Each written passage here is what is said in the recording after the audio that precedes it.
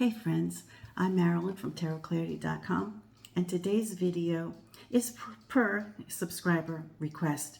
I had mentioned in my last my video where I showcased Marco Benedetti's Gassmann tarot deck that if I had at least two people who were interested in seeing a side-by-side comparison with the other Gassmanns that I had, that I would showcase it. And as of this right now, I have had two people who contacted me privately, not necessarily on my video forum comment section. So here we are. Now, I may have more Gassmanns than this.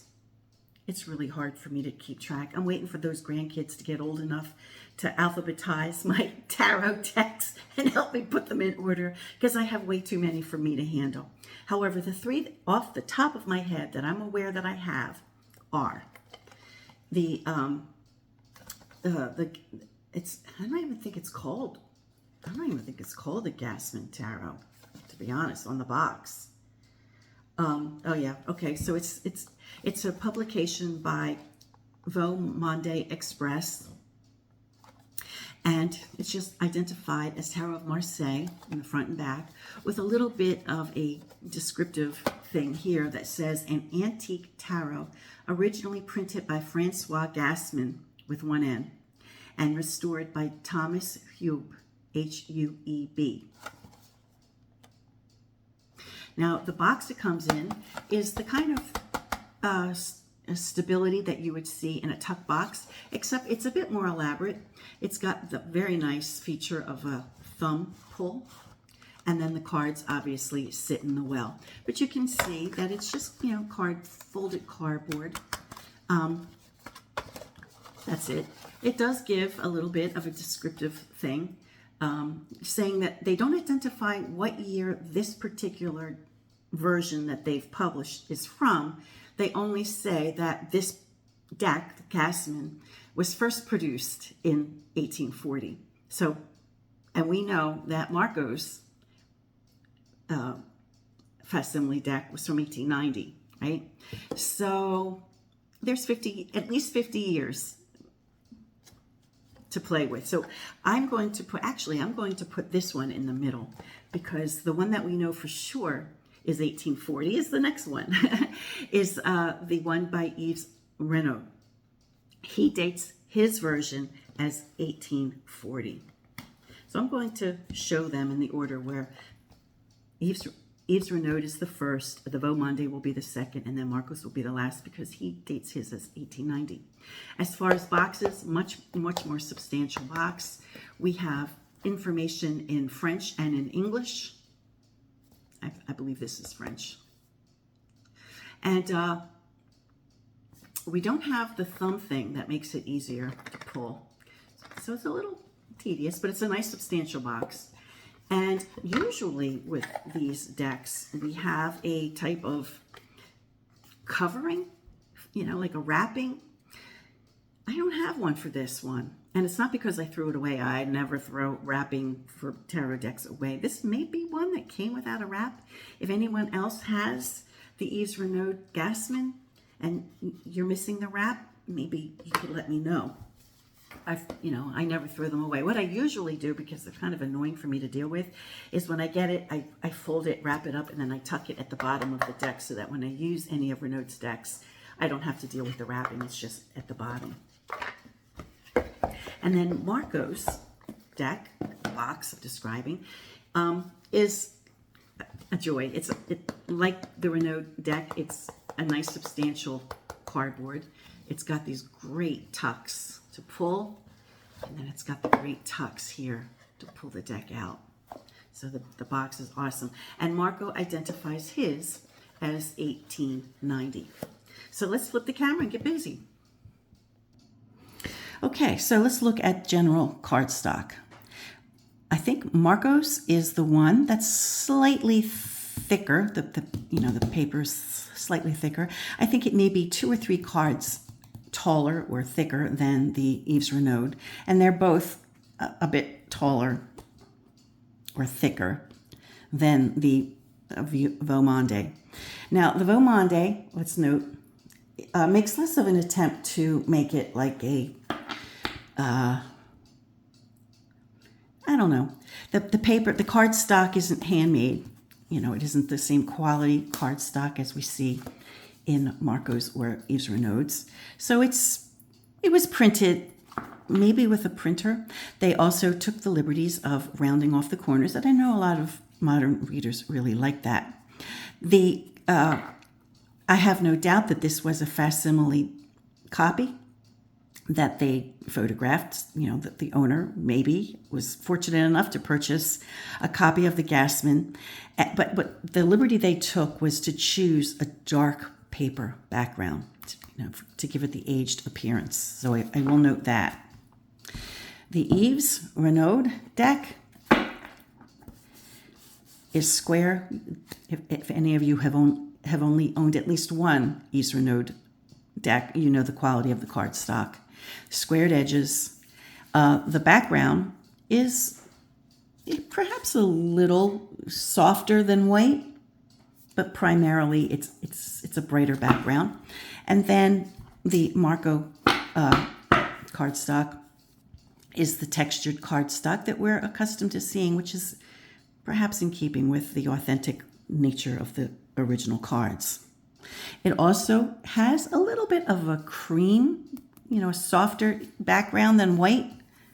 But the Renaud has the least creamy.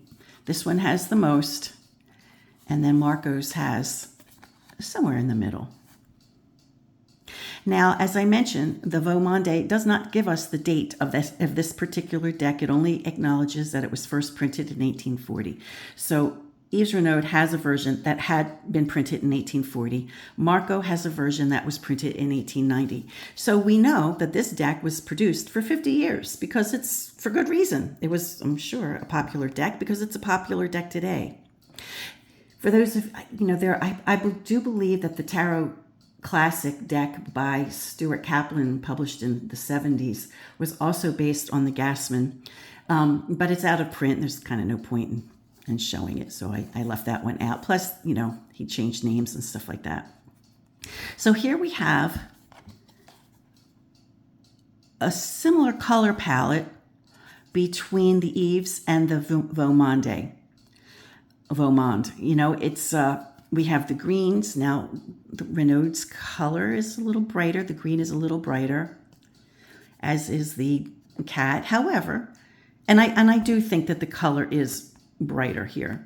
However, I do think that the background palette for the paper adds, you know, does something to color, right? We sometimes the background color does affect how bright something looks. But in fact, I do believe that this green is darker and this is a bit brighter. We don't have green in the Benedetti deck for those particular spots. It's more like a mauve color, a brown color. And we see it repeated again in the grass here. So where there was green in these decks, we have mauve, it seems. But we do, in all three, have a nice bright blue, pretty blue for the earth. We have a very similar red. The satchel in these two, I'm showing a strong comparison with these three. I might not get into it as much with the other cards, so please don't think it's going to be a 7-hour video. But we do see a closer palette with the satchels here, with a little sack. Here it's more yellow. But obviously the line is the same. We have the same line drawing. It's just different colors. Here we have the magician, Le Beteler.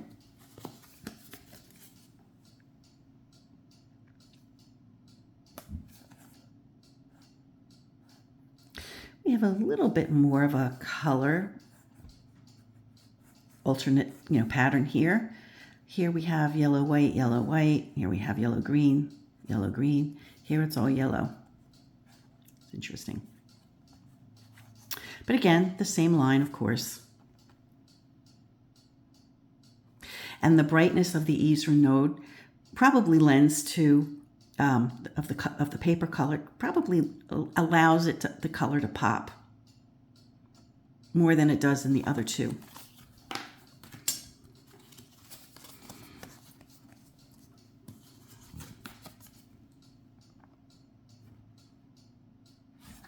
And we see that with the two, right, we have, it starts out crisp, but even then, even in 1840, it was still more like a square, right? And it becomes a little less defined whenever the Vieux Monde publication was originally published. And then by Marco's, we have, it's faded so that that's interesting. So perhaps they used the same plates. They just kept it going and going and going with different colors, different publishers.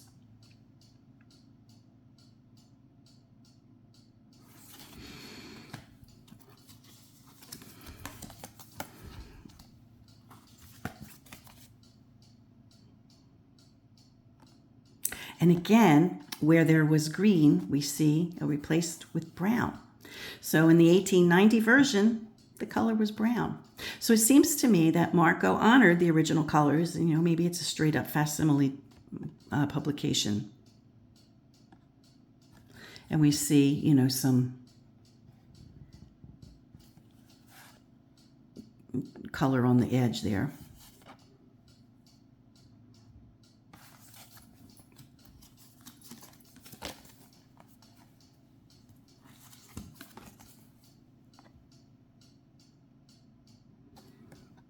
We see the same exact face. So the lines are exactly the same. It's just difference in color. Again, the greens that were in the 1840 version, we don't see here. Replaced with browns.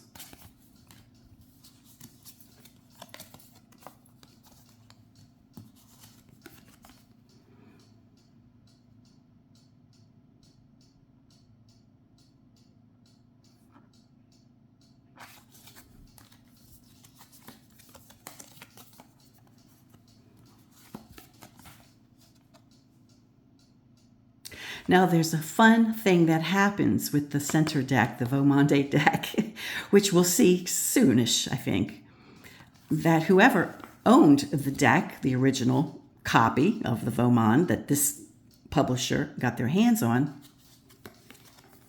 changes were made, alterations were made, and we'll see, probably from a Victorian owner.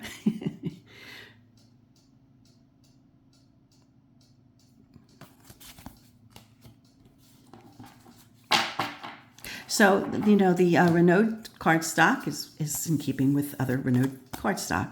So is Marco's. So if you're familiar with either of their cardstock, then you are familiar with the quality of cardstock they each have. They're both great. The center one is more of a mass-produced kind of cardstock with the rounded edges and the darkest background. Again, the substitution of the brown for green.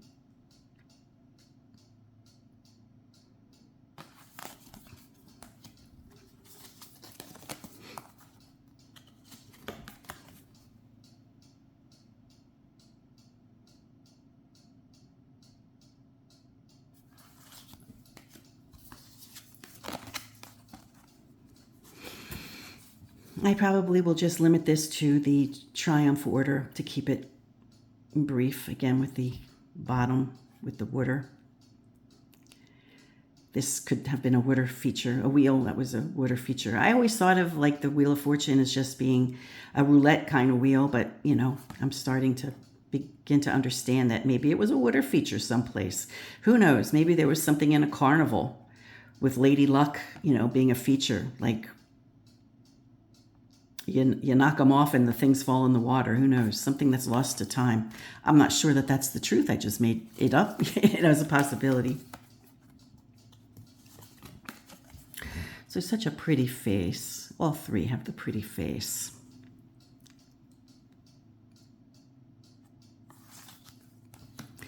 And we have the Swiss uniform. Somebody who was a disgrace or a traitor to the regiment. And profile, which I think we see in Swiss decks, at least this one. Here we have the 13th card, unnamed.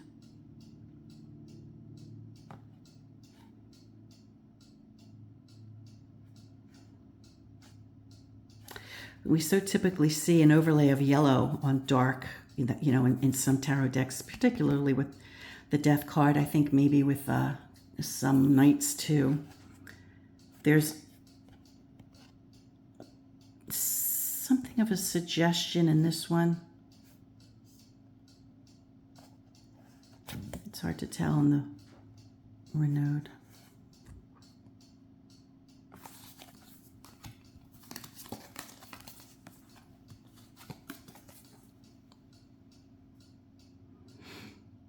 So I think it comes down to personal preference.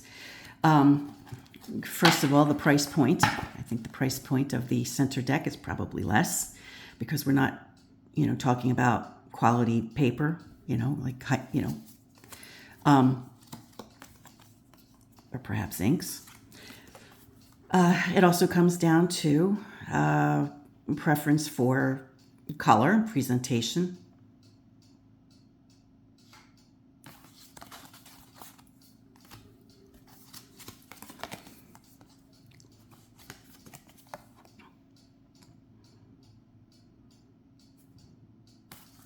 Here we see the difference with apparently a Victorian era individual who owned this deck who found the need to cover up the partial nudity in the star card because it was offensive to them. And it's offensive to some people today. I was myself, challenged, and I lost the appeal because somebody was offended by nudity in the tarot card. So this is a good time as any to indicate that if you're offended by nudity at any time, that watching tarot videos is probably not a good idea for you or your children. So this individual completely took a paintbrush and painted over so that their guests or their family would not be offended by nudity when they played the game, which is a greatly misfortunate thing. Had I realized that this had happened in this deck, I probably wouldn't have bought this deck because it wasn't advertised. This card was not shown when they were showing pictures. However, since I just realized it's part of the history of that particular deck, and that's what somebody who owned it did. So, but the poor woman in the star card, she wouldn't be so happy that this cloak on her, because they covered her knee, really made her look like a big girl and not the svelte young woman that she actually was. I think it happens again. Yeah, it happens here in the Sun card. And here we have the Moon. And we see the attempt at covering the clothing in the celestial cards. Okay, the children or whoever they are, the friends, the brothers, the siblings, whatever, covered. And even though their private areas are already covered, I guess the chest being exposed was just too much. As is the raising of the dead.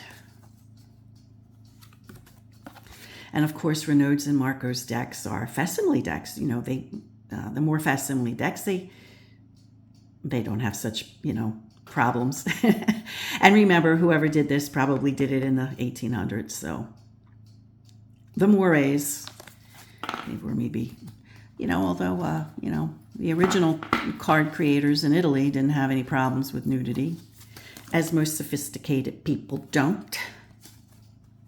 And then with the person in the mandala of the world card. So I think you can expect to see the same differences in the colors throughout. Where there's green in one or two of them, we will see the brown in Marco's. I'll just go like this real quick.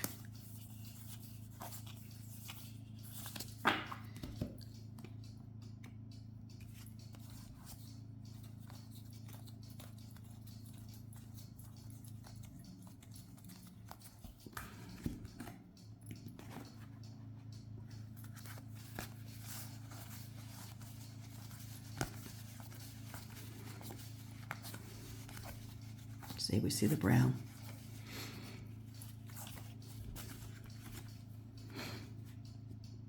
Do this real fast. We see a bright yellow,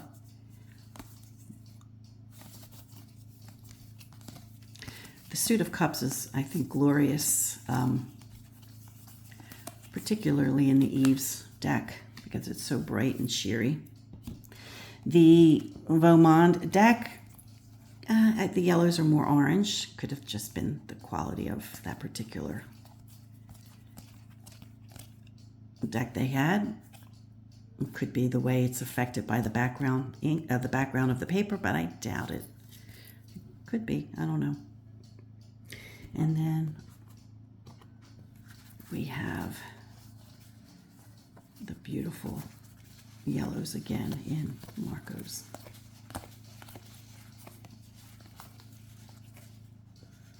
With the brown in place of the green. And we see that across the board with the batons.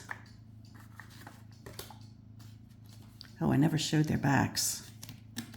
Faux pas. So we have the back of the Vieux Monde, of the Renaud, the Vieux Monde, and then also Marco's. So it could be that each one of them is being true to the original backs of their particular deck. I don't know. I can't speak on it. I'm guessing that Renaud and Marco are using the backs of the original cards. I can't speak on Vieux Monde. But I don't see why they would, why they would have done it any differently. So we have batons.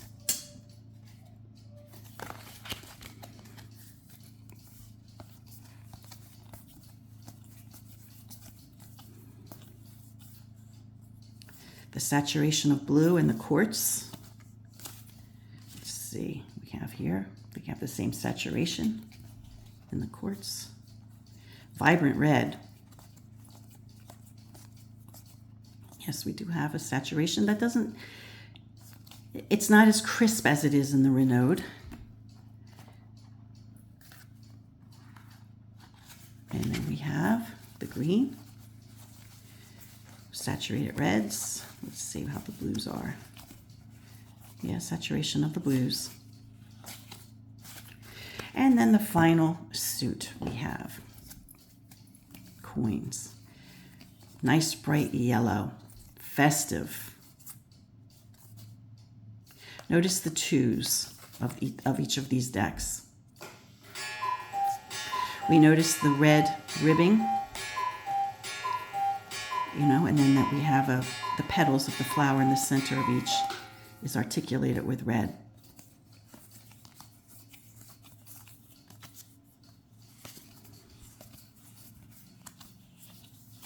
Oops, sorry. I shortchanged you on the nice saturation there. Oh, I have the wrong. Oh, no, I don't. Okay, now we have the Vieux Monde. The 2 has dots rather than segmented lines, but we do have articulation of the petals there. Again, a bit more orange rather than yellow in this presentation. Deep blues in spots. And then with Marco's, we always have a bolognese thing going on with all those dots on this one. Rather than dashes, we have dots. And then where we should see articulation with the rose petals. See, whoever, originally published this deck just put X's in. It was kind of a lazy presentation. I was curious about it. My understanding was that it was just, a sloppy way to put the color in and a sloppy way to define the edge of the banner, But I asked Marco because I was like, Marco, what do you make of this? And he agreed with what I had thought. And I asked him to explain what he thought before I explained what I thought. And then here we do kind of see it's the same of it. It's more articulated there, but there, they really missed the mark on that one, which is charming. It's just part of its charm. And we have the very festive 4,